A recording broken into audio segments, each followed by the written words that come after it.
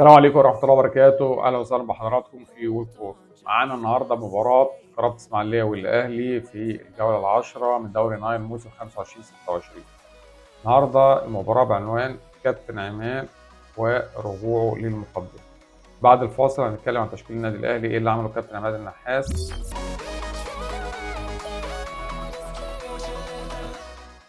النهارده الأهلي بدأ تشكيل مكون من الشناوي في حراسة المرمى، هاني، ياسين مرعي، ياسر إبراهيم، كوكا. خط النص بدأ بمروان وبن رمضان وزيزو، في الهجوم الشحات وشريف وبن شرقي. ده تشكيل النادي الأهلي مباراة إسماعيلية. لما تشوف التشكيل ده، عايز أقول لك التشكيل ده يعني زي ما كنا اتكلمنا في حلقة سابقة بنقول على الأهلي والرقم 8 أو باريس سان جيرمان والرقم 8. رقم 8 يعني إن أنا بهاجم ب8 مهاجمين. ده اللي عمله كابتن عماد. احنا النهارده شفنا ثلاثي الوسط ثلاثي الهجوم على طول داخل منطقه جزاء قناه اسماعيليه، ومعاهم بيكملوا من ورا اللي هو ظهيري الجنب كوكا محمد هاني. فالنهارده انا عايز اقول في الشوط الاول طريقه هجوميه ولا اجمل ولا احسن من كده من كابتن عماد. هنقول المنافس قليل، منافس لا، الاهلي قناه اسماعيليه في حته والاهلي في حته ثانيه. احنا بنتكلم هنا عن مباراه دوري، بنتكلم عن مباراه وعن فريق كان في كبوات قبل كده النادي الاهلي في المباراه الاولى من الدوري. لا، والاهلي بيبني مش بيبني فرقه، لا بيبني على نتائج المباراه السابقه. الاهلي فاز في مباراه القمه، محتاج الثلاث نقاط عشان يعود تاني للقمه، ولسه عنده مباراه مؤجله. النهارده مفيش تهاون من اللعيبه، شايفين 8 لعيبه من النادي الاهلي دايما في منطقه الثلث الاخير من الملعب داخل منطقه جزاء قناه اسماعيليه، مش اقل من 8 لعيبه. وفي الحقيقه الاهلي ضغط على الكهرباء لغايه لما جت الدقيقه 17 كان فيها الهدف الاول للنادي الاهلي. دقيقه 17 من عرضيه هاني وتكمله ولا اروع ولا احسن من كده من كوكا اللي احنا بنقول بيلعب ناحيه الشمال. كوكا بيلعب ظهير ايسر، لقيناه عند اول قائم بيكمل في الكوره بيحطها بجنب رجله بقوه من كوره هاني العرضيه الجميله داخل المرمى على يسار الحارس عشان يحرس النادي الاهلي الهدف الاول. فبصراحه لعب وضغط النادي الاهلي وتحقق له ما اراد. في البدايه بنقول اول 20 دقيقه طالما انت ضاغط الفرقه والفرقه اقل منك وما تقدرش تجيب فيها جون في اول 20 دقيقه دي، لا تحصل لك مشاكل كبيره. لا، النادي الاهلي قدر يلعب ويسجل في الدقيقه 17 الهدف الاول، وجت الدقيقه 26 ولقينا شحات اتصاب وطلع من الملعب ونزل قفشه. الف سلامه للشحات. بعديها في الدقيقه 36 من عرضيه لزيزو طلع ياسين مرعي حط كوره جميله جدا بدماغه على يسار الحارس عشان يحرز النادي الاهلي الهدف الثاني. نتيجه 2-0 باريحيه تامه واستحواذ كامل النادي الاهلي وهجوم قوي من النادي الاهلي حقق ما اراد في الشوط الاول. النادي الاهلي طلع كسبان الشوط الاول 2-0. 2-0 فكر هجومي بحت، وده اللي محتاجه النادي الاهلي، وده اللي محتاجه اي مدرب عايز ينافس. المدرب ينافس ده انا هنزل همسك الفرقه اللي قصاد دي اضغطها. طب هضغطها ازاي؟ تشكيل مناسب للمباراه على حسب قوه الفريق وادوار محدده للعيبه داخل الملعب. النهارده اللعيبه ما كانش عندها حته الانانيه الزايده، لا كان في النهارده كل واحد بيتوارى عن نفسه، لا انا اهم مين الاحسن، زميلي الفاضل اللي اديله ولا انا اللي اسجل واشوط وهدف. لا النهارده اعتقد اللعيبه النهارده ابتدت يبقى عندها الحته دي، ابتدت يبقى عندها حته لا انا اوصل زميلي. الاول كانت مشكله الاهلي في كل المرات اللي فاتت دي بصراحه الطمع الهجومي، ان كل لاعب من لعيبه وسط الملعب والخط الامامي عايز هو اللي يسجل هدف، عايز يبقى هو صاحب الانجاز، بدايه من تريزيجيه لبن شرقي لطاهر للشحات لبن رمضان. كل اللعيبه هي عايزه تسجل الهدف، وده اللي ظالم وهيكون ظلم كبير جدا لشريف وجراديشار. المفروض اللعيبه دي بتلعب على السنتر فيرود، بتعمل على السنتر فيرود خد بتاخده كمحطه هات وخد وندخل لمنطقه الجزاء ونسجل. لا اللعيبه دي اول ما توصل لاخر ثلث هجومي يبقى عندها الرغبه ان اللي هيجي ويبقى فيها النهايه. النهارده ما كانش فيه الكلام ده. اعتقد كابتن عماد قعد مع اللعيبه اداهم درس الفتره اللي فاتت ديت، ابتدينا نلاقي لا شكل كويس للنادي الاهلي. وبرضه مش عايزين نقول عشان قوه المنافس، لا مش عشان قوه المنافس، عشان انت تقدر تحقق الهدف بتاعك، ان انت تطلع كسبان 1 و2 و3 اول شوط، ده اللي هيريحك بعد كده، وده اللي عمله النادي الاهلي وطلع كسبان الشوط الاول 2-0. بعد الفاصل هنتكلم عن الشوط الثاني، ايه اللي عمله الكابتن رضا شحاته، ايه اللي عمله الكابتن عماد النحاس، اداء الاهلي، اداء قناه اسماعيليه الشوط الثاني، ولكن بعد الفاصل خليك معانا. قول كورة واحنا كمان هنقول. بدأ الشوط الثاني والكابتن عماد على نفس المنوال، الهجوم ولازم نزود الثالث والرابع والخامس.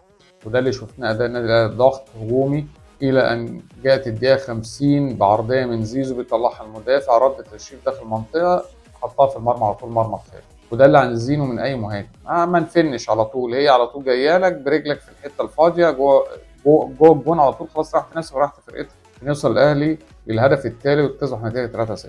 الحقيقه بعد الهدف ده لقينا نزول في مستوى بدني النادي الاهلي، ولقينا شغل الكابتن رضا شحاته مدرب قرار اسماعيليه بصراحه في اداء بقى للقرار. قرار بيلعب على النزول البدني النادي الاهلي، ابتدى ينقل كور، ابتدى يوصل لغايه لما جت الدقيقه 57. الدقيقه 57 عايزين نتكلم عن هاني، محمد هاني.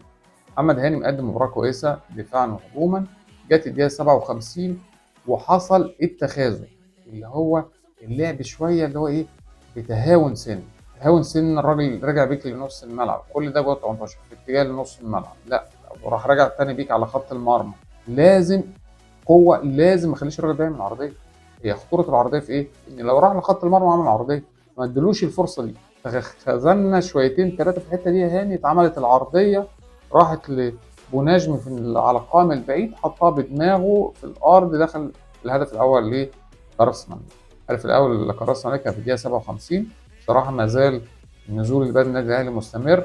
قرص اسماعيليه بينقل الكوره لغايه لما جت الدقيقه 69. الدقيقه 69 من كوره عرضيه النادي الاهلي بيطلعها في الحته دي، الحته اللي بيطلع فيها النادي الاهلي الكوره دي. لازم الاقي ابن رمضان، لازم الاقي الراجل، لازم الاقي زيزو في الحته دي، لازم الاقي حد اللي بيلعب في الحته دي لازم يكون موجود.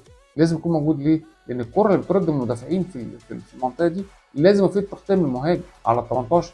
ما الاقيش انا المدافع الايسر قرار اسماعيليه المفروض بيوقف الكره ايه كمان، ده بيكتمها بالستارز، يعني خد وقت وبعدين الكره بالطب، وبعدين راح مشمع نفسه وراح شيطها برجليه الشمال في الزاويه اليسرى للشناوي عشان يحرز الهدف الثاني. ده كان الهدف الثاني لقرارات اسماعيليه. ومش عايزين نقول الشناوي مسؤول ولا مش مسؤول، احنا نقول المسؤوليه تيجي هنا من التغطيه. انا طلعت كخط دفاع في الكره العرضيه دي، لازم الاقي المهاجم في الحته دي اللي بيغطي علينا ويبقى مع الراجل اللي واقف على 18 عشان ما ادلوش الفرصه. هذه ما كانتش موجوده، وده خلت النتيجه تقرب جدا، وخلى يبقى في طمع عن كابتن رضا شحاته وفرقته في الملعب ان نحاول نعدل النتيجه ونوصل للتعادل. في الحقيقه الكلام ده ما خدش اكتر من 4 دقائق، رغم النزول البدني نزول المستوى البدني للنادي الاهلي. الكلام ده ما خدش اكتر من 4 دقائق عشان يبقى في فاول على 18 لشريف، يحطها بن شرق من ركله حره مباشره ولا اروع من كده على يمين الحارس، عشان النادي الاهلي يحرز الهدف الرابع ويوسع الفارق ويعمل احباط لقرار اسماعيليه. طيب احنا هنقول رغم ان النزول البدني دوت في تهاون شويه من النادي الاهلي، في تهاون شويه، بس لما انت برضو كفريق كبير تلحق نفسك وتجيب الهدف الرابع عشان تعمل احباط للفرقه اللي قصادك، لا دي برضو بتبقى حاجه كويسه. تقول لي من كره ثابته، من كره ثابته بس خلصت فيها وجبت الهدف الرابع، هي دي الفرق الكبرى.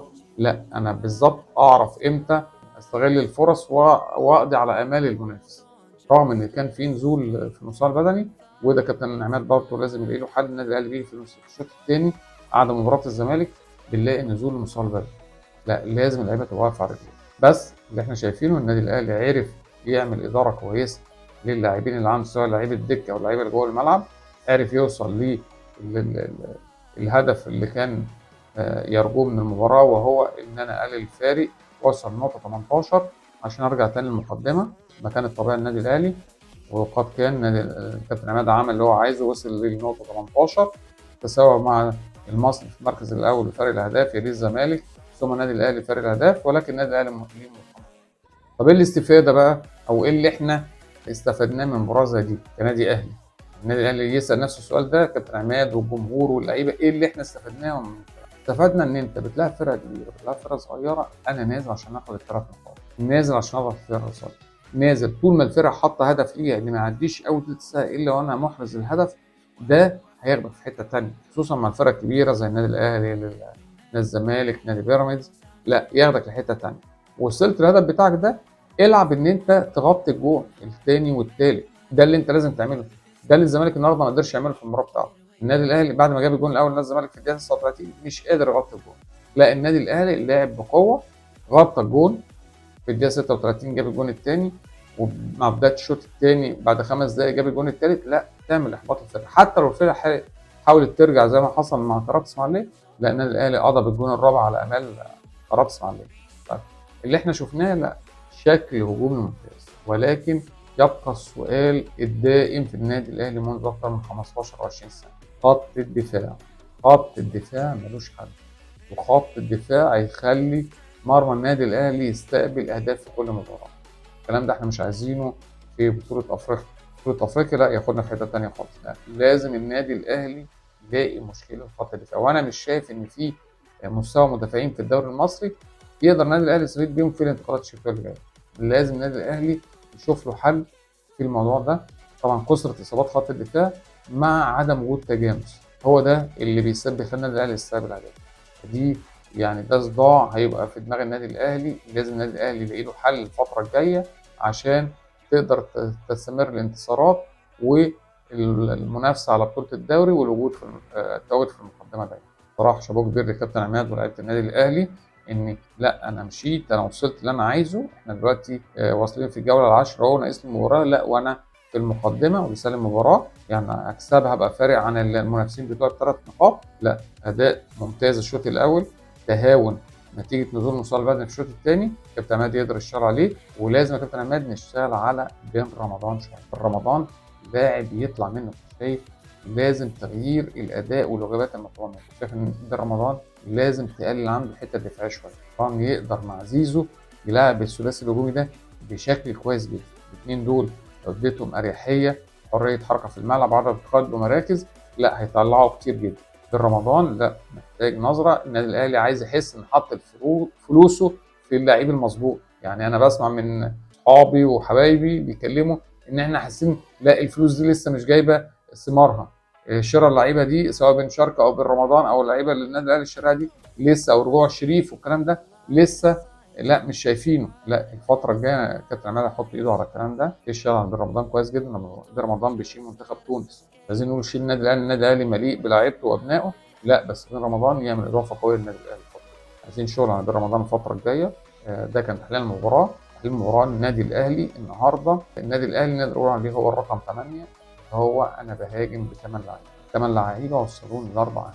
ده اللي احنا عايزينه من كل الفرق، لازم يبقى في تواجد هجومي، النادي الاهلي على طول متواجد هجوميا ب6 لعيبه داخل 18 بتاع الخصم راس اسماعيليه، وهو ده اللي خلاه يسجل 4 اهداف. وتكمله هاني وكوكا ممتازه.